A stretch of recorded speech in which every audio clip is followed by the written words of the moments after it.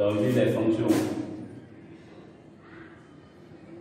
Ln exponentielle puissance, on dit les parties nombres complexes et la partie barycentre et arithmétique.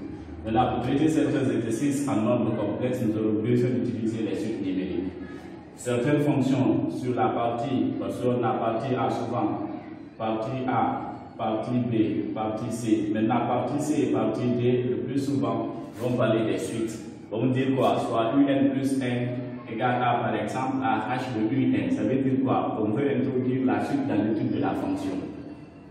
Maintenant, dans l'étude des nombres complexes, on peut parler des suites. En arithmétique aussi, parfois, il y a ces exercices qui parlent des suites. Alors ici, nous serons obligés d'abord de faire des rappels sur des suites numériques de la 12e année. Qu'est-ce qu'on appelle une suite? Une suite, d'abord, c'est une application de N vers R. C'est une application de N vers R. C'est-à-dire, si on dit N, l'ensemble des entiers naturels, ici, c'est l'ensemble des nombres réels. Lorsqu'on parle des entiers naturels, ce sont des nombres qui ne veulent pas ici l'attribut, ni la fraction, qui ne sont pas signés. Et l'ensemble des nombres réels, bon, c'est tous les nombres que vous avez vus de la première année jusqu'en 12e année. Maintenant, le seul ensemble qui ne fait pas partie de ça, c'est l'ensemble C, c'est-à-dire l'ensemble des nombres complexes. Lorsque je dis par exemple, à tout n, on associe U de n, ça veut dire quoi? Que petit n là prend les valeurs d'un grand N. Et UN lui peut appartenir à R. C'est bon, maintenant, de là, lorsque n tend vers UN, n est appelé l'ensemble de départ ici, c'est l'ensemble d'arrivée. Alors, l'ensemble de départ d'une suite numérique, c'est n, et l'ensemble d'arrivée, c'est UN. Maintenant, lorsque j'écris UN, ça, on appelle ça le terme général de la suite. Maintenant, lorsque je mets entre parenthèses, on appelle ça la suite UN. Ça veut dire quoi? Il y a une différence entre les deux. Lorsqu'il y a les parenthèses, on appelle la suite. Lorsqu'il n'y a pas les parenthèses, on appelle ça le terme général. Ici, le terme général de la suite, pourquoi on dit général? Parce que l'indice ici, c'est N. Alors de là, lorsqu'on prend la suite, UN est appelé le terme général, N est appelé l'indice de la suite. Maintenant, les modes ici d'écriture, mode d'écriture d'une suite. On peut écrire généralement une suite de deux manières différentes. C'est-à-dire, la première, c'est quoi? C'est en utilisant la formule explicite. On va dire quoi? Première forme, on va appeler la forme explicite.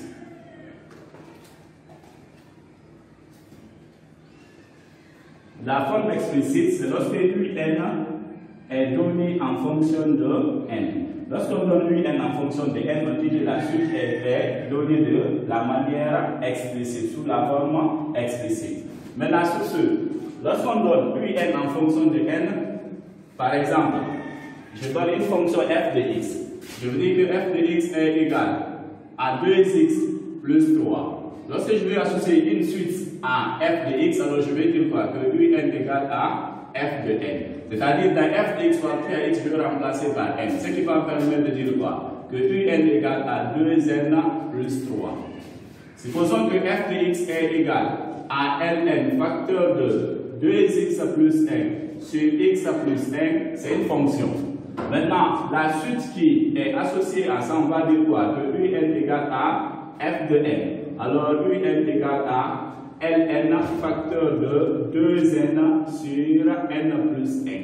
Alors, la forme explicite, c'est lorsque UN est exprimé en fonction de n. Alors, de là, on associe une fonction à la suite. On appelle ça ici quoi? L'écriture explicite. On peut vous donner par exemple, prenons l'exemple là, on va dire quoi? Si U est égal à 2n plus 3, déterminons les 4 premiers termes,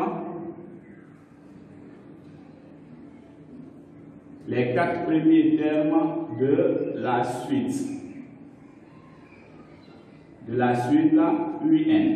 Maintenant, là aussi, le plus souvent, ils vont préciser, vous allez voir en bas ici dans les sujets, c'est écrit ici par exemple, n appartenant à grand N, ça signifie quoi? Que n commence à partir de 0. Vous pouvez voir que n appartient à n star, ça veut dire n commence à partir de n.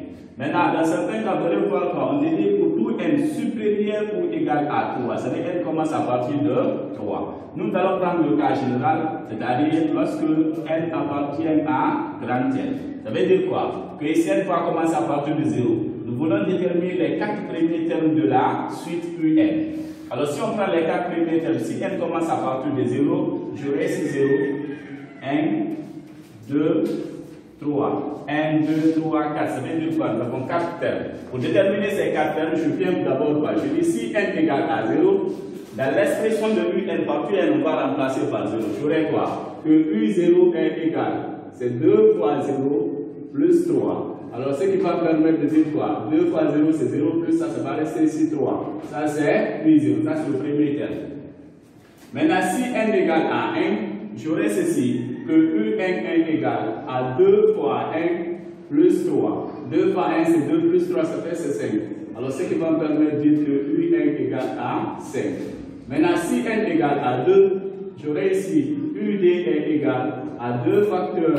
On remplace partie à n par 2 plus 3. Alors de là, j'aurai que ud est égal à 4 plus ça fait 7. Ça veut dire que nous avons combien de termes? D'abord 3. Le dernier terme, c'est lorsque n égale à 3. Alors, je voudrais ceci que U3 est égal à 2 fois 3 plus 3. Alors, ce qui va me donner ici, c'est 6. Plus ça fait 9. Alors, U3 égale à 9. C'est comme ça qu'on détermine les termes d'une suite définie de manière explicite. La deuxième forme, c'est quoi? C'est lorsque la suite est définie de manière récurrente. On dit la forme récurrente. La forme récurrente, il y a aussi certains qui l'appellent aussi quoi? C'est lorsque la suite est définie de manière sous forme de transmission ou bien de l'hérédité. Lorsqu'on parle de manière récurrente, c'est quoi? C'est lorsque un plus 1 est exprimé en fonction de un et qu'on fixe un élément au début, c'est-à-dire uk égale à une valeur donnée n. C'est-à-dire, on ne peut pas dire une forme récurrente. Pourquoi on dit c'est récurrente? C'est-à-dire, pour déterminer, lorsque je connais l'élément U0, pour pouvoir déterminer l'élément U1, je dois m'en servir de l'élément U0 pour déterminer l'élément U1. Pour déterminer l'élément U2, il faut que je cherche d'abord quelle est la valeur de U1 pour déterminer l'élément U2. Alors, ça part de manière récurrente, de manière quoi? Héréditaire. Alors, pour déterminer l'élément suivant, il faut se référer de l'élément précédent. Maintenant, cette forme de récurrente, estimons que je vous dis que par exemple, A est égal, UN plus 1 égale à 2 fois UN plus 3. Mais ici, à chaque fois, on doit fixer le premier élément.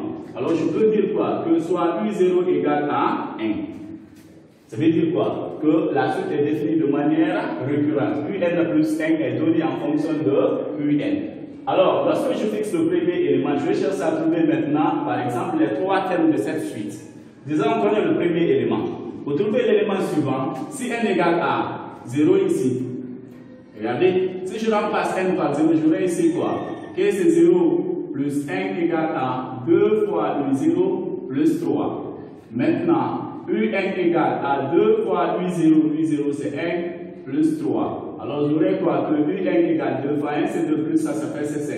Alors, pour déterminer U1, nous avons en servir de quoi? De U0. C'est-à-dire, pour calculer U1, on doit utiliser U0. Maintenant, pour calculer U2, je dis par exemple n égale à 1. Si n égale à 1, je remplace, j'aurai quoi? Que U2 est égal à 2 fois U1 plus 3. Alors, de là, lorsque je prends l'expression, je remplace, j'aurai U2 égal à 2 fois. Et si je dois utiliser l'élément précédent pour démontrer ça, alors j'aurai quoi? Que c'est 2 fois 5 plus 3. Alors de là, je vais trouver quoi? Que U2 est égal. Et si c'est 10 plus ça, ça fait 13. Ça c'est UD. De là, nous avons les 3 premiers éléments.